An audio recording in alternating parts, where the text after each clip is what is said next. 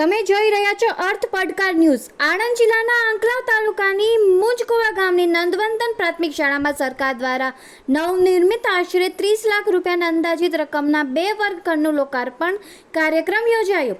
આજના શુભ પ્રસંગે જિલ્લા પંચાયત પ્રમુખ શ્રી હસમુખ પટેલ, જિલ્લા શિક્ષણ સમિતિના ચેરમેન શ્રી સુનિલભાઈ સોલંકી, ગ્રામના સરપંચ શ્રી ડાયાભાઈ હરમાનભાઈ પઢિયાર તથા પંચાયત સભ્યો, દૂધ ઉત્પાદક મંડળીના ચેરમેન શ્રી દીપકભાઈ ચાવડા અને સેક્રેટરી શ્રી લાભુભાઈ પટેલ તથા તમામ કમિટી શ્રી ગણપતભાઈ પઢિયાર, આંકલાવ તાલુકા ભાજપ પ્રમુખ, જિલ્લા ભાજપ ઉપપ્રમુખ દિનેશભાઈ પઢિયાર, અમૂલ ડેરી ડિરેક્ટર શ્રી ગુલાબસિંહ પઢિયાર, આંકલાવ તાલુકાના શિક્ષણ અધિકારી સાહેબ શ્રી બીટ નિરીક્ષક સાહેબ શ્રી આસોદર શ્રી તથા એસએમસી સભ્યો અને મોટી સંખ્યામાં ગ્રામજનોની ઉપસ્થિત રહ્યા હતા। શાળાની બાળાઓ દ્વારા કંકુ તિલક કરી તમામ મહેમાનોને આવકારવામાં આવ્યા।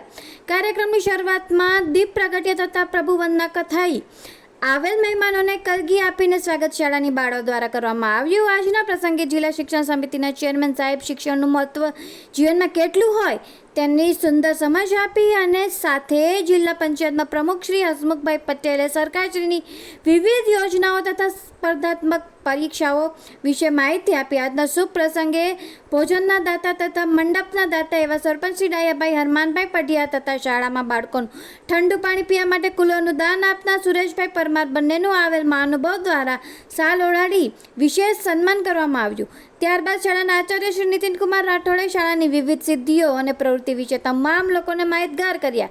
ત્યારબાદ શાળાની બાળાઓ તથા મહેમાનો હસ્તે શાળાના નવનિર્મિત 2 નવા વર્ગખંડનું લોકાર્પણ કરવા આવ્યું।